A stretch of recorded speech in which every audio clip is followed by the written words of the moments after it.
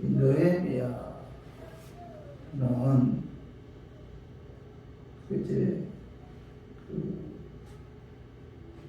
바벨론이 이스라엘을 침공했을 때 포로로 끌려갔어요. 포로로 끌려가고 다행스럽게도 느헤미야는 출세에서 높은 지위에 올라 있었는데 그는 이방 나라에서 자기의 지위에 만족하지 않고 항상 고국에 대해서 염려 걱정하는 그런 가운데 있을 때 오늘 1장 3절 봐봐요. 그들이 내게 이르되 사로잡힘을 면하고 이 사로잡힘을 면하고 남아있는 자들이 그 지방 거기에서 큰 환난을 당하고 능력을 받으며 예루살렘 성은 허물어지고 성문들은 불탄다 하는지라. 여기 보면 사로잡힘을 면하고 바벨론이 유다를 침공했을 때 그때 뭐죠? 사로잡힘을 면했다는 것은 포로로 끌려가지 않았다는 겁니다. 그들은 남아있는 자들은 다시 말해 예루살렘에 남아있는 자들 포로로 바벨론으로 끌려가지 않고 예루살렘에 남아있는 자들에게 큰 환난을 당한다. 능력을 받는다. 예루살렘 성은 허물어지고 성문들은 불탄다. 이런 소식을 집해요. 이 느헤미야가. 그때 느헤미야는 오늘 4절 봐봐요. 내가 이 말을 듣고 앉아서 울고 수일 동안 슬퍼하며 하늘의 하나님 앞에 금식하며 기도하여. 이 느헤미야는 자기 조국의 아픈 현실을 듣고 앉아서 울고 수일 동안 슬퍼하면서 하늘의 하나님께 금식하면서 기도했다. 이렇게 말씀하고 있죠. 기도를 통해서 그런 하나님께 간구했다는 겁니다. 큰 일을 성공한 사람들을 분석해 보면은 그들에게 큰 일이 다가왔을 때 가장 먼저 하나님께 기도한 분들이죠. 기도를 통해서 영감을 받게 되고 또 그 영감에 의해서 추진력과 리더십이 나오는데 하나님의 역사를 움직여온 사람들을 보면은 그들은 기도에 의해 역사를 움직였다는 겁니다. 루트도 그렇고 스포전 목사님도 그렇고 무지도 그렇고 그들은 기도에 의해 추진력과 리더십을 발휘할 수가 있었고 그래서 큰 일을 잘 감당할 수가 있었다는 겁니다. 오늘 본문에서 보면 느헤미야가 큰 일을 만났을 때 그가 그 일을 잘 감당할 수 있었던 것은 바로 뭐죠? 하나님께 기도했다는 거죠. 그래서 저는 오늘 본문 말씀을 통해서 그가 어떻게 기도했는지 또 그가 어떻게 기도했을 때 하나님께서 응답해 주시는지 알아보고 우리 교인들도 이와 같은 방법으로 기도해서 응답받는 우리 교인들이 되었으면 하는 그런 마음에서 제가 오늘 이 말씀 준비했습니다. 말씀 전가할 때 약한 마귀는 나사렛 예수 이름으로 떠나고 성령 하나님께서 함께 하심으로 깨닫는 그런 은혜가 임하기를 주님의 이름으로 축원합니다. 조국의 아픈 소식을 들은 느헤미야가 그 하나님께 기도한 내용을 이렇게 분석해 보면은 첫 번째로 그는 하나님을 높이는 찬양 기도를 했다는 거예요. 가장 먼저 하나님을 높이는 기도를 했다. 그 말씀이 1장 5절 봐봐요. 이르되 하늘의 하나님 여호와 크고 두려우신 하나님이여 주를 사랑하고 주의 계명을 지키는 자에게 언약을 지키시며 긍휼을 베푸시는 주여 간구하나이다. 그의 기도 대상은 누구죠? 하나님이죠. 하나님. 그런데 그는 그 하나님을 높이는 기도를 하잖아요. 오늘 5절 3반절에 보면 하늘의 하나님 여호와 크고 두려우신 하나님이여 이렇게 하나님을 높이는 기도를 하는 것을 볼 수가 있잖아요. 크고 두려우신 하나님. 무엇이든지 할 수 있는 능력의 하나님 하면서 그 하나님께 기도하잖아요. 그리고 5절 중간절에 봐봐요. 주를 사랑하고 주의 계명을 지키는 자에게 언약을 지키시며 이렇게 말씀하고 있죠. 느헤미야는 주를 사랑하고 주의 계명을 지키는 자에게 언약을 지키시는 신실하신 하나님, 그 하나님께 기도하잖아요. 그죠? 그리고 5절 하반절에 보면 긍휼을 베푸시는 주여. 느헤미야는 긍휼을 베푸시는 자비로우신 하나님께 기도하죠. 성도 여러분, 우리가 기도하는 하나님은 어떤 하나님이에요? 능력의 하나님이시고 들어오신 하나님이시고 언약을 지키시는 신실하신 하나님이시고 또한 뭐죠? 긍휼을 보시는 하나님이죠. 느헤미야는 그 하나님께 기도했다는 겁니다. 우리들도 느헤미야처럼 능력의 하나님이시며 들어오신 하나님, 언약을 지키시는 신실하신 하나님, 그리고 긍휼을 보시는 그 하나님께 우리가 기도해야 돼요. 하나님은 이 능력의 하나님, 들어오신 하나님, 언약을 지키시는 신실하신 하나님, 긍휼을 베푸시는 하나님이죠. 우리가 믿는 하나님은 이런 하나님이에요. 그래서 우리 교인들도 어려움이 다가오거나 감당할 수 없는 문제가 생겼을 때 우리가 이 하나님께 여러분 기도해야 돼요. 이것이 문제 해결의 첫 번째 여러분 비결입니다. 그래서 우리 모두 큰 어려움이 다가오거나 감당할 수 없는 이런저런 문제가 생겼을 때 능력의 하나님이시며 들어오신 하나님, 또한 언약을 지키시는 신실하신 하나님, 긍휼을 베푸시는 그 하나님께 우리가 기도해서 그 하나님으로부터 응답받아 모든 문제를 해결하는 우리 교인들이 되기를 주님의 이름으로 축원합니다.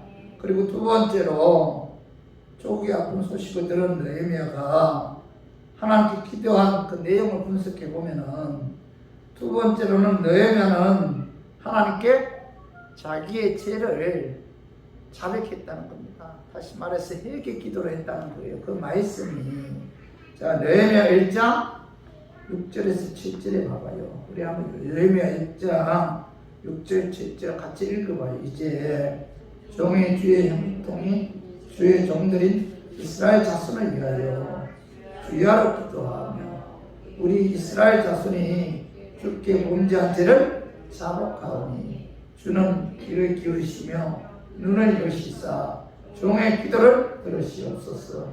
나와 내 아버지 집이 범죄하여 주를 향하여 크게 악을 행하여 주께서 주의 종 모세에게 명령하신 계명과 율례와 규례를 지키지 아니하였나이다. 오늘 7절에 봐요. 나와 내 아버지 집이 범죄하여 이렇게 말씀하고 있죠. 그래서 주의 종 모세에게 명령하신 계명과 율례를 지키지 아니하였나이다. 범죄했다. 하나님 말씀에 나와 우리 민족이 불순종하는 죄를 범했다. 이렇게 회개하죠. 이 느헤미야는 이 회개 기도를 했는데 이 회개 기도할 때 내 민족이 하나님께 죄를 범했다. 이거로 끝나지 않죠. 나도 하나님께 죄를 범했다. 이렇게 고백하고 있는데 그는 민족의 범죄함에 대해서 자신의 책임이 있음을, 자신도 책임이 있음을 통감하는 그런 기도를 하죠. 결코 그는 뭐예요? 자기를 예외시하지 않았다는 거죠. 그는 자신과 자기 민족의 죄를 회개했다는 거죠. 성도 여러분, 하나님의 능력은 기도라는 파이프를 통해서 내게 도착하죠. 그런데 이 파이프가 중간에 막혔을 때는 하나님의 능력이 나에게까지 도착하지 못한다는 거죠.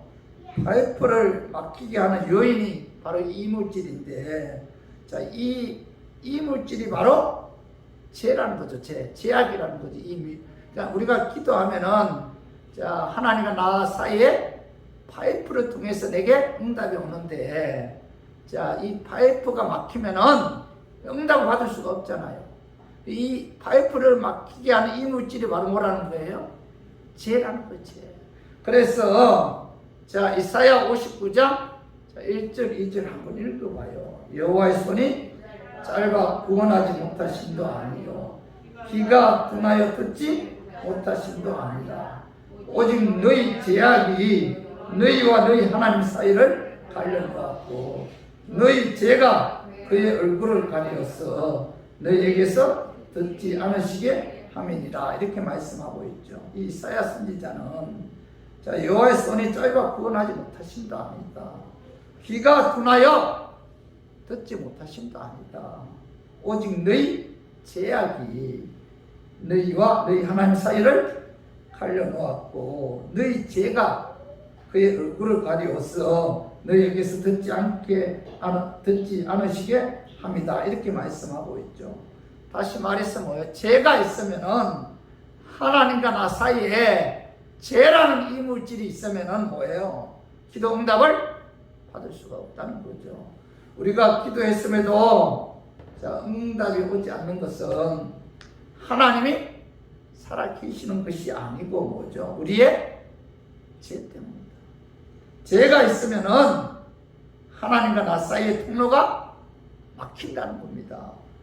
하나님과 나와 그 연결되어 있는 파이프에 죄가 있으면은 많을수록 그죠? 그 막혀서 우리가 기도 응답을 받을 수가 없다는 거죠. 그래서 이 물질을 하나님과 나와의 그 죄, 다시 말해서 죄라는 이물질을 제거하는 방법이 뭐예요? 바로 회개죠, 회개. 그래서 우리가 죄를 회개하면은 그 파이프가 뻥 뚫려서 하나님의 능력, 하나님의 응답이 내게 임하는데, 그래서 오늘 그 요한 1서 9장과 회개하면은 하나님께서 우리의 죄를 사해 주신다는 거죠. 한번 읽어봐요. 요한 1서 9절에 보면 만일 우리가 우리 죄를 자백하면 그는 보시고 의로우사 우리 죄를 사하시며 우리를 모든 불의에서 깨끗하게 하실 것이요 하나님은 무엇이다? 우리를 불쌍히 여긴다는 거죠. 하나님은 의로우시다. 그 하나님께서 우리의 죄를 회개하면 뭐예요? 하나님께서 모든 불의에서 깨끗하게 해주신다. 이렇게 말씀하고 있죠. 그러므로 우리는 기도할 때마다 하나님과 나 사이에 가로막고 있는 죄가 무엇인지 우리가 한번 점검해야 돼요. 그리고 내가 지은 죄를 추적해서 밝혀내고 그 죄를 우리가 자백하면은 하나님께서 우리의 기도에 귀를 기울이시고 십자가의 죽으심과 부활에 의해 우리의 죄를 사해 주시고 의롭게 해 주셔서 우리의 기도가 하나님께 상달되어 응답받는 그런 은혜가 임한다는 겁니다. 그래서 이 느헤미야의 기도를 분석해본 첫 번째 뭐예요? 하나님을 높이는 기도야. 하나님은 들어오신 하나님이시고 하나님은 능력이 하나님이시고 하나님은 신실하신 언약을 지키시는 하나님이시다. 하나님은 긍휼을 베푸시는 하나님이시다. 하나님을 높이는 기도를 한 다음에 뭐예요? 자신의 죄, 자신 조국의 이스라엘 백성들의 죄와 자신의 죄를 회개하잖아요. 회개 기도를 한 다음에 세 번째로 그의 기도를 분석해 보면은 그는 뭐예요? 약속의 하나님의 말씀의 그 약속에 근거해서 그는 기도했다는 겁니다. 그 말씀이 느헤미야 1장 8절 9절 봐봐요. 8절 9절 우리 한번 읽어봐요. 옛적에 주께서 주의 종 모세에게 명령하여 이르시되 만일 너희가 범죄하면 내가 너희를 여러 나라 가운데서 흩을 것이요 만일 내게로 돌아와 내 계명을 지켜 행하면 너희 쫓긴 자가 하늘 끝에 있을지라도 내가 거기서부터 그들을 모아 내 이름을 두르고 택한 곳에 돌아오게 하리라 하신 말씀을 이제 청하건대 생각하소서. 여기 봐봐요. 상반절에 옛적에 주께서 주의 종 모세에게 명령하여 이러시되 이렇게 말씀하고 있죠. 이 느헤미야는 하나님께 기도할 때 옛적에 하나님께 주의정 모세에게 명령하신 그 약속의 말씀을 붙들고 기도하는 거야. 하나님 아버지, 옛적에 위대한 주의 종 모세에게 약속한 그 말씀 있지 않습니까? 그 말씀을 오늘 뭐라고 말씀 하반절에 봐봐요. 청하건대, 자 9절 하반절에 청하건대 기억하옵소서. 그죠? 하나님께서 모세에게 약속하신 그 약속의 말씀을 붙들고 이 느헤미야는 하나님께 기도하잖아요. 자, 그 기도한 내용이 자 바로 신명기 30장 3절에서 4절에 기록되어 있어요.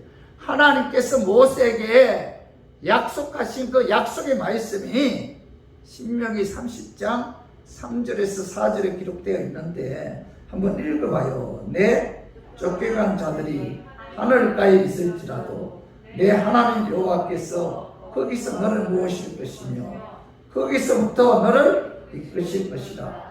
내 하나님 여호와께서 너를 내 조상들이 차지한 땅으로 돌아오게 하사 내게 다시 그것을 차지하게 하실 것이며 여호와께서 또 내게 선을 행하사 너를 내 조상들보다 더 번성하게 하실 것이다.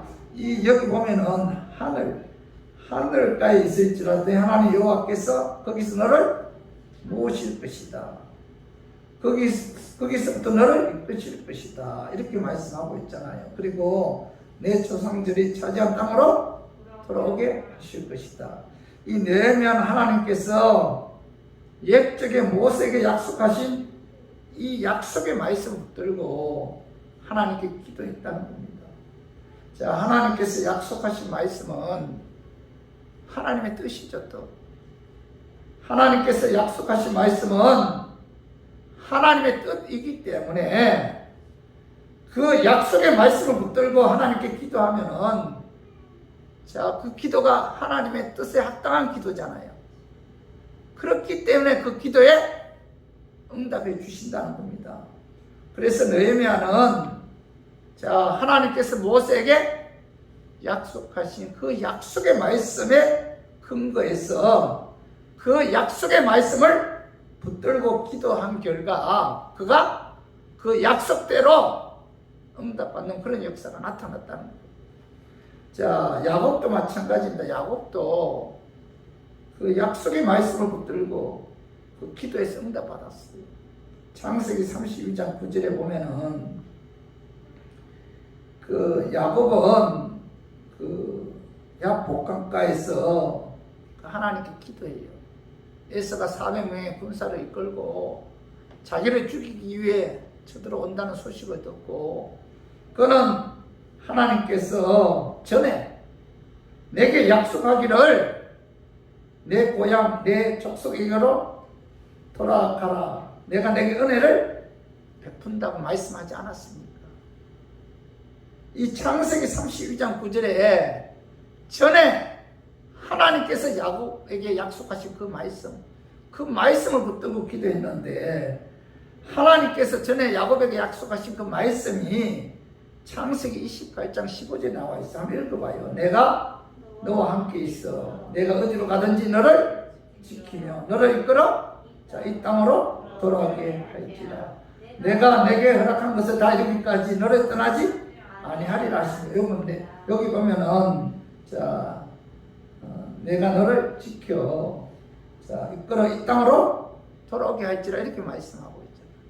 그러니까 이 야곱은 과거에 내가 아버지와 형을 속이고 장자권을 쟁취하기 위해 형을 속인 결과 들어와서 자기의 외삼촌 라반 집으로 도망가다가 베델에 이르렀을 때 하나님께서 그에게 찾아오셨잖아요.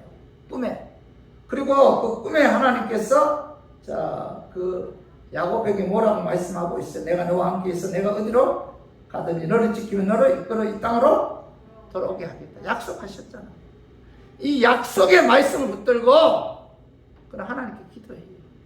자기의 형 에서가 400명의 군사를 이끌고 자기를 죽이기 위해 쳐들어온다는 소식을 들었을 때 바로 창세기 28장 15절의 그 약속의 말씀, 하나님께서 야곱에게 약속하신 그 말씀을 붙들고 하나님께 기도했습니다. 그때 하나님께서 에서의 마음을 녹아주시고, 그죠? 그리고 서로 껴안고 우는 그런 역사가 나타나잖아요. 모세도 마찬가지예요. 모세도 이 약속의 말씀을 붙들고 기도했는데, 출애굽기 32장에 보면은 모세가 시내산에서 40주 40야를 지내면서, 그죠? 하나님의 그 십계명을 갖고 내려왔을 때 이스라엘 백성들이 자, 금송아지 만들어 놓고 이 금송아지가 우리의 신이다, 이렇게 하면서 우상을 섬기는 것을 보았을 때 하나님께서 그 출애굽기 32장 12절에 보면은 그 뭐라고 말씀하고 있느냐 하면은, 이스라엘 백성들을 향해서 이제 목이 곧은 백성이다 하면서 이스라엘 백성들을 다 진멸하겠다고 합니다. 다 죽여버리겠다는 거예요. 씨를 말리겠다고 하나님께서 말씀하셨을 때 출애굽기 32장 18절에 봐봐요. 자, 한번 읽어봐요. 출애굽기 32장 18절에 주의 종 아브라함과 이삭과 이스라엘을 기억하소서. 주께서 그들을 위하여 주를 가리켜 맹세하여 이르시기를 내가 너희의 자손을 하늘의 별처럼 많게 하고 내가 허락한 이 온 땅을 너희의 자손에게 주어 영원히 기업이 되게 하리라 하셨나이다. 여기 보면은 자, 하나님께서 자, 아브라함과 이삭과 또 야곱에게 약속하신 말씀이 뭐예요? 내가 너희 자손을 하늘의 별처럼 많게 하게 하고 내가 허락한 이 온 땅을 너희 자손에게 주어 영원한 기업이 되게 하겠다, 약속하셨어요. 아브라함에게도 약속하셨고, 그죠? 하나님께서는 이삭에게도 약속했습니다. 너희 후손이 하늘의 별처럼 번성하실 것이다. 야곱에게도 약속했습니다. 그런데 하나님께서 이스라엘 백성들이 금송아지를 만들어 놓고 우상을 섬겼다고, 이스라엘 백성들을 진멸하겠다고 진노하셨을 때 모세는 바로 아브라함에게 약속하신 이 약속의 말씀 붙들고 하나님께 기도하는 모습을 볼 수가 있잖아요.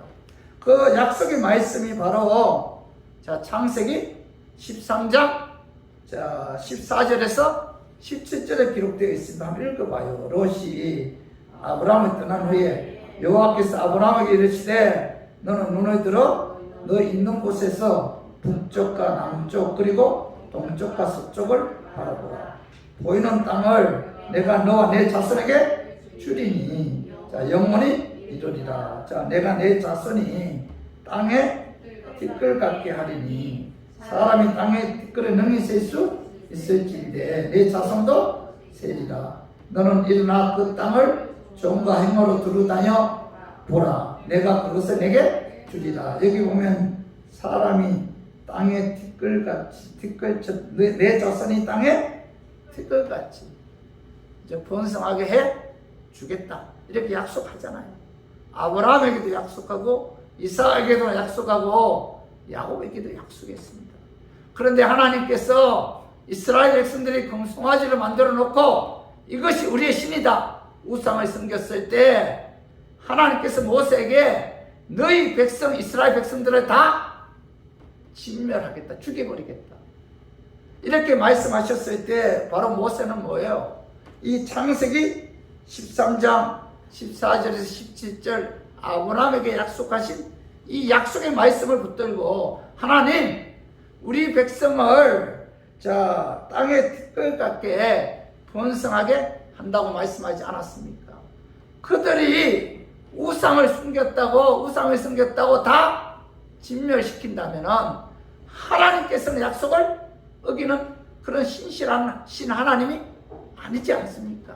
하면서 그 약속을 붙들고 자, 우리 백성들을 진멸하지 않게 해달라고 하늘의 별처럼 하나님께서 약속하신 것처럼 번성하게 해주신다는 그 약속의 말씀 붙들고 하나님께 이 모세는 기도했을 때 자, 오늘 출애굽기 32장 14절 읽어봐요. 여호와께서 뜻을 돌이키사 말씀하신 하를 그 백성에게 내리지 아니하시리라 이렇게 말씀하고 있잖아요. 그래서 우리 교인들도 여러분 신앙생활하는 데 있어서 기도하는 데 있어서 하나님 말씀 붙들고 기도해야 돼요. 하나님 말씀을 암송해서 기도할 때마다 그 말씀을 붙들고 하나님께 기도하면은 그 말씀이 바로 뭐 하나님의 뜻이잖아요. 그 말씀대로 이루어진다는 겁니다. 하나님께서는 성경을 통해 우리에게 수많은 약속을 하셨는데 우리가 그 어떤 일을 위해서 기도할 때 먼저 성경을 읽고 하나님 우리에게 강한 감동을 주시는 그 말씀을 붙들고 기도하면은 그 말씀대로 이루어진다. 오늘 이 말씀 여러분 마음에 새겨야 돼요. 그래서 기도할 때 말씀 암송한 거 하나님께서 우리가 성경을 읽다 보면은 성령께서 뭐 내게 주시는 말씀이 있잖아요. 자, 성경 전체는 뭐라고 하죠? 로고스라 로고스. 그죠? 그러나 그 성경 말씀 가운데 로고스, 성경 말씀 가운데 내게 주시는 말씀 뭐라고 하죠? 레마, 레마. 그래서 우리가 성경을 읽다가 하나님께서 내게 주시는 말씀이 있어요. 그렇다면 우리들은 그 말씀을 붙들고 기도하라. 그 말씀이 하나님의 뜻이기 때문에 그 말씀에 근거해서 그 말씀을 붙들고 기도하면 하나님께서 그 말씀대로 우리의 삶에 이루어지는 그런 역사가 나타난다는 겁니다. 그래서 우리 모두 하나님의 약속의 말씀을 붙들고 기도해서 느헤미야처럼 야곱처럼 모세처럼 그 말씀대로 응답받는 그런 은혜가 저와 우리 교인들 위해 임하기를 주님의 이름으로 축원합니다. 그리고 네 번째로 이 느헤미야가 하나님께 기도한 내용을 분석해 보면은 그는 뭐예요? 기도로서 사람을 움직였다는 겁니다. 기도해서 기도함으로 말미암아 그 기도에 의해 하나님께서 사람을 움직이게 했다는 거예요. 그 말씀이 자 느헤미야 1장 11절에 봐봐요. 자 주여 구하오니 귀를 기울이시사 종의 기도와 주의 이름을 경외하기를 기뻐하는 종들의 기도를 들으시고 오늘 종이 형통하여 이 사람들 앞에서 은혜를 입게 하옵소서 하였나니 그때 내가 왕의 술가원이 되었느니라. 여기 11절 중반절에 보면은 종들의 기도를 들으시고 오늘 종이 형통하여 자, 이 사람들 앞에서 은혜를 입게 하옵소서. 여기서 이 사람은 바로 이 아닥사스다 왕입니다. 아닥사스다 왕. 느헤미야는 아닥사스다 왕 앞에서 자, 은혜를 입게 해달라고 기도했는데 그 당시 이 아닥사스다 왕은 가장 큰 근세를 쥐고 있었던 사람이죠. 그리고 이 아닥사스다 왕은 굉장히 고집이 세고 남의 말을 좀채 듣지 않는 그런 독선적인 사람이라고 합니다. 그래서 그는 또한 예루살렘 성이 건축되는 것을 평상시에 못마땅하게 생각하는 그런 왕이었어요. 그런데 이 아닥사스다에게 하나님께서 은혜를 베푸셨어. 그죠? 하나님으로 하여금 이 아닥사스다 왕이 나로 그 예루살렘, 자기의 족 예루살렘에 가서 성벽을 건축할 수 있도록 허락하게 해달라고. 그는 뭐예요? 기도로서 아닥사스다 왕을 움직이게 해달라고 하나님께 간구했다는 거예요. 여러분, 그래서 우리 교인들도 이 느헤미야처럼 이 사람을 움직일 때 뭐죠? 기도를 통해서 하나님으로 하여금 사람을 움직여야 돼요. 느헤미야는 하나님이 왕의 마음을 움직일 수 있도록 하나님께 이제 기도했는데 오늘 그 11장 11절 다시 봐요. 주여 구하옵나니 종들의 기도를 들으시고 오늘 종이 형통하여 아닥사스다 왕 앞에서 은혜를 입게 해달라. 하나님께서 아닥사스다 왕에게 은혜를 주셔서 그로 하여금 내가 예루살렘에 돌아가서 성벽을 건축할 수 있도록 허락하게 해달라고 하나님께 기도했다는 겁니다. 그래서 그는 그 기도를 통해서 뭐예요? 하나님께서 그의 고집세고 독선적인 그 왕의 마음을 움직였기 때문에 그는 아닥사스다 왕의 허락을 받고 조국 예루살렘에 가서 예루살렘 성을 중건할 수 있었다는 겁니다. 그래서 저와 우리 교인들도 우리가 신앙생활 하는 데 있어서 오늘 사람을 움직이려면 어떻게 해야 돼요? 기도해서 하나님으로 하여금 그 사람을 움직이게 해야 된다는 겁니다. 자, 중국에서 성공적인 선교를 했던 허드슨 테일러라는 사람이 그 어느 날 어떤 분이 찾아와서 선교사님, 선교 사역에서 그렇게 성공할 수 있었던 비결이 무엇입니까? 라고 물어봤어요. 그때 그 허드슨 테일러 목사님은 오직 기도를 통해서 사람을 움직였을 뿐입니다. 이런 대답을 했어요. 그 뜻이 무엇인지 그가 다시 물었어요. 테일러가 다시 대답하기를 저는 하나님으로 하여금 사람들을 움직이도록 하였습니다. 당신도 당신의 힘으로 사람을 움직이려고 하지 말고 하나님으로 하여금 사람들을 움직이도록 하십시오 라고 이야기했다고 합니다. 성도 여러분, 모든 인간사에 사람을 어떻게 다루느냐에 따라 그의 성공 여부가 결정되죠. 인간의 일은 결코 인간관계를 떠나서는 먼저 생각할 수가 없잖아요.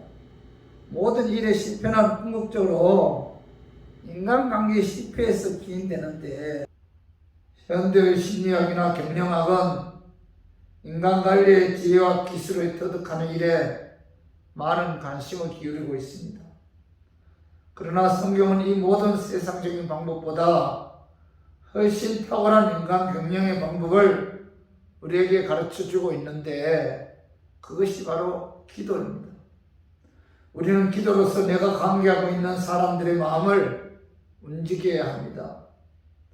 우리의 힘으로는 사람을 움직일 수가 없지만은 기도를 통해 하나님으로 하여금 사람을 움직여야 합니다. 사실상 수많은 인간관계에서 우리는 어쩔 수 없는 상황에 부딪힐 때가 너무나 많습니다. 그러나 우리는 이러한 인간관계에서 하나님께 기도해서 하나님으로 하여금 사람을 움직여야 합니다. 그러므로 내 힘으로 사람을 움직이려고 하지 말아야 돼요. 내 힘으로 하려고 할 때는 감정이 약해지고 오해도 생기고 서운하기도 하고 미움이 생기기도 합니다.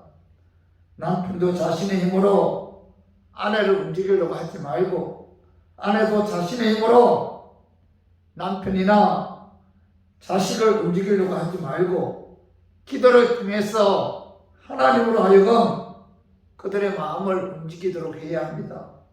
우리 모두 하나님께 기도해서 하나님으로 하여금 사람을 움직여서 가정에서나 인간관계에서 화목하고 행복한 그런 삶을 사는 저 우리 교인들이 되기를 주님의 이름으로 축원합니다.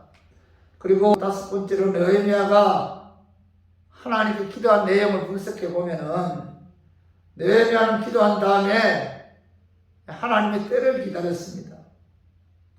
느헤미야 2장 1절에서 2절에 보면은 아닥사스다 왕 제20년 니산월에 왕 앞에 포도주가 있기로 내가 그 포도주를 왕에게 들었는데 이제는 내가 왕 앞에서 수심이 없었더니 왕이 내게 이르시되 내가 병이 없거늘 어찌하여 얼굴에 수심이 있느냐 이는 필은 내 마음에 근심이 있음이로다 하더라.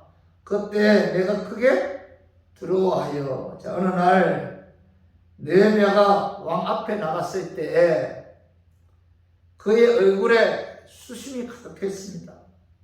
왕이 가만히 보니까 그날따라 느헤미야 얼굴에 수심이 있으니까 내 얼굴에 왜 그렇게 수심이 있느냐 하고 이제 물어봐요. 그때 느헤미야는 왕의 이 말을 듣고 두려웠습니다. 당시 페르시아 부배에는 왕 앞에 시중을 드는 사람이나 왕과 대면을 하는 모든 신하들이 만일 얼굴에 근심이 가득하면은 그 순간부터 지박탈을 당하는 그런 규정이 있었습니다. 신하는 왕을 유쾌하게 만들어야 할 의무가 있었고, 그래서 왕 앞에서 근심스러운 얼굴을 이 느헤미야가 보였기 때문에 굉장히 두려웠습니다. 그런데 의외로 왕은 분노하기보다는 오히려 염려스러운 표정으로 그에게 물었어요. 어찌하여 얼굴에 수심이 가득하느냐. 느헤미야는 왕의 질문에 그 느헤미야 2장 3절 봐요.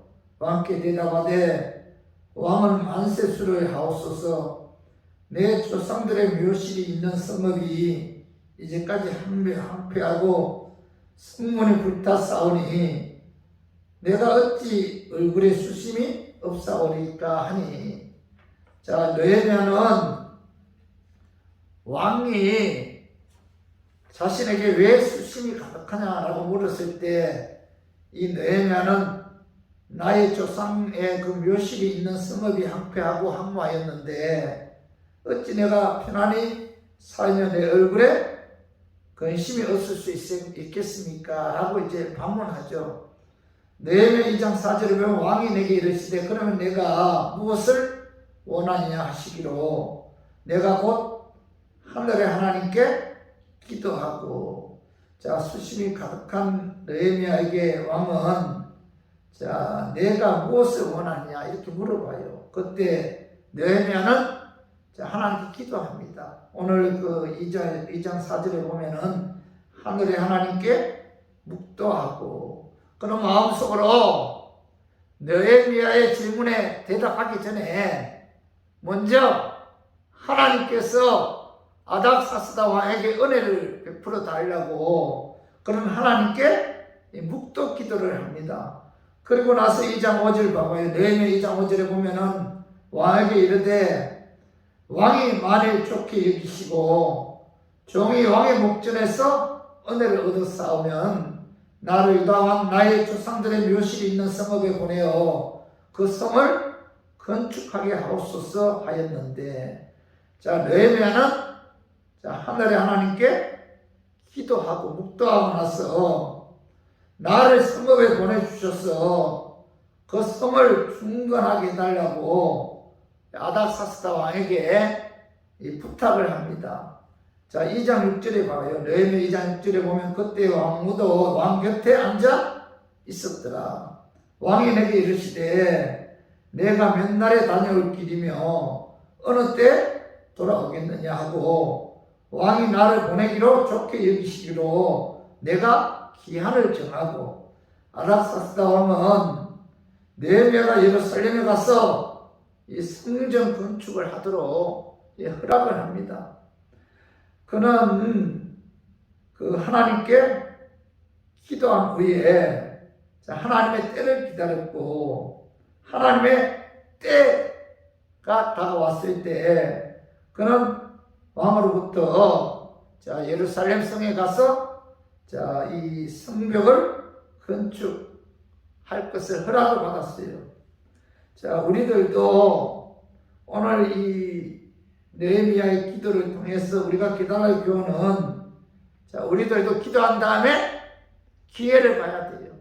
하나님의 때 하나님께서 응답해 주시다는 사실을 깨닫고, 기도의 응답이 당장에 나타나지 않는다고 해서 실망하거나 포기하지 말고 우리가 끝까지 우리가 기도해서 하나님의 때에 하나님께서 응답해 주신다는 그런 믿음을 갖고 우리가 응답 받을 때까지 우리 간절한 마음으로 여러분 기도해야 돼요. 하나님은 하나님의 때 응답하시고 하나님의 때 역사하신다는 겁니다. 그러므로 우리는 기도한 다음에 하나님의 때까지 여러분 기다려야 돼요. 우리가 급한 것이지 하나님이 급한 것이 아닙니다. 하나님의 때가 가장 좋은 때이고 하나님의 때가 가장 정확한 때입니다. 그렇기 때문에 우리 모두 하나님께 기도한 후에 하나님의 때를 기다려서 하나님의 때 응답받는 저 우리 교인들이 되기를 주님의 이름으로 축원합니다. 말씀 정리하겠습니다. 자, 느헤미야는 조국의 아픈 소식을 듣고 하나님께 기도해요. 그 기도한 내용을 보면은 그는 하나님을 높이고 하나님을 찬양하는 그런 기도를 했어요. 그리고 그는 하나님께 자기의 죄를 자백하고 회개하는 기도를 했고, 그리고 그는 약속의 말씀에 근거해서 하나님께 간절한 마음으로 기도했고, 그리고 그는 기도로서 사람을 움직였습니다. 그리고 그는 기도한 다음에 하나님의 때를 기다렸습니다. 이와 같은 기도가 하나님이 기뻐 받으시는 그런 기도입니다. 그런 하나님이 기뻐 받으시는 그런 기도를 통해서 하나님께로부터 응답을 받았고, 그래서 그는 조국에 가서 예루살렘 성을 건축하게 되었던 것입니다. 그러므로 우리 모두 하나님을 찬양하는 기도, 하나님께 자기의 죄를 자백하고 회개하는 기도, 하나님의 약속의 말씀에 근거한 기도, 사람을 움직이는 기도, 기도한 다음 하나님의 때를 기다리는 하나님이 기뻐 받으시는 기도를 통해서 하나님께로부터 응답받는 저와 우리 교인들이 되기를 주님의 이름으로 축원합니다.